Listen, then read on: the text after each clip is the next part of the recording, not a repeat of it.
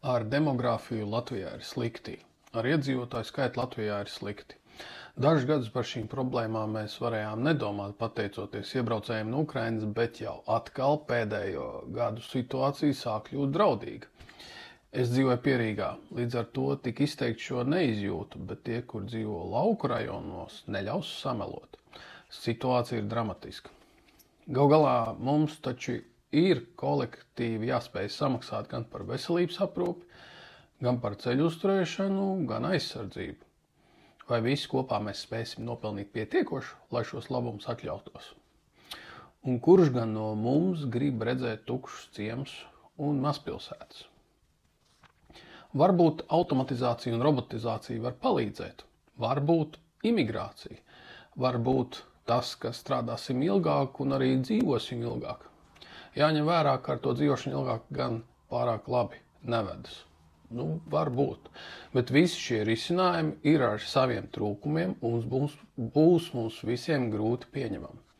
Runājot tieši par risinājumiem, demogrāfijas jomā mums Latvijā ir ko uzlabot. Un ir pie kā strādāt. Tas izklausās dīvaini, ka politiķiem ir jādomā, kā uzlabot dzimstību Latvijā, bet tajā pašā laikā bez politiskās apņemšanās un šī jautājuma ielikšanas politisko prioritāšu sarakstā mēs neiztiksim. Tas gan neizslēdz to, ka lielai daļai no mums savā personīgajā dzīvē būs jāpielāgo sava izpratne un attieksme pret bērnu radīšanu un ģimenes dzīvi ar bērniem. Tātad. Bez aizspriedumiem un liels kritikas minēšu dažus risinājumus, kas varētu palīdzēt.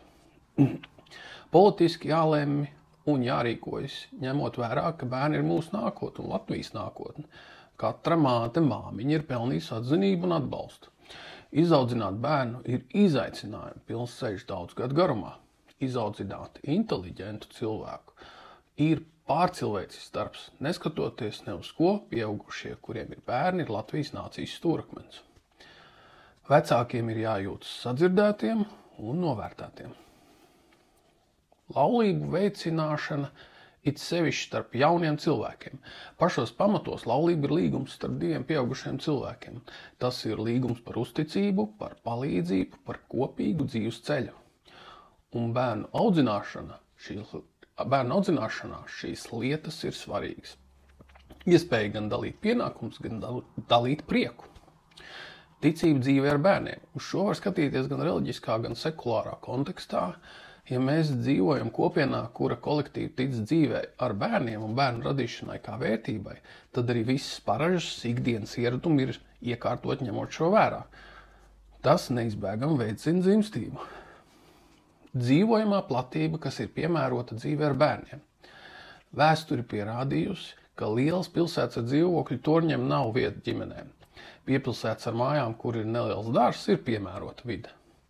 Mazpilsētas ar mazāk blīvu apbūvi arī ir piemērota vide.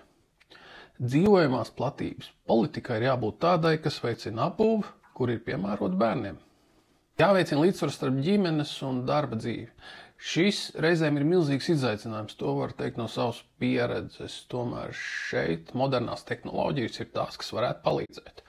Attālināts darbs ir viens no ieteicamiem risinājumiem. Domājot par Latviju, šeit pats svarīgākais būtu kā cieņpilnā un saprātīgā veidā iesaistīt māmiņas darba tirgu, lai būtu iespēja gan strādāt, gan veidot profesionālu izaugsmu vai izglītoties. Reizēm šķiet, ka mums, kā nācijai, nav īstas skaidrības, kāda ir vīriešu loma ģimenē. Par to jātiek ir skaidrībā. Tēvs nevar aizvietot māmu, bet tas nav arī jādara. Tēvam ir loma kā drošības radītājam, kā daudzo sīko, bet smago darbu darītājam, kā pelnītājam un bērnu skolotājam. Nobeigumam. Nekas no manis teiktā nav akmenī iekalts. Būs daudzi, kuri šim nepiekritīs, bet mēs nevaram noliegt, ka risinājumi ir jāmeklē un jāatrod.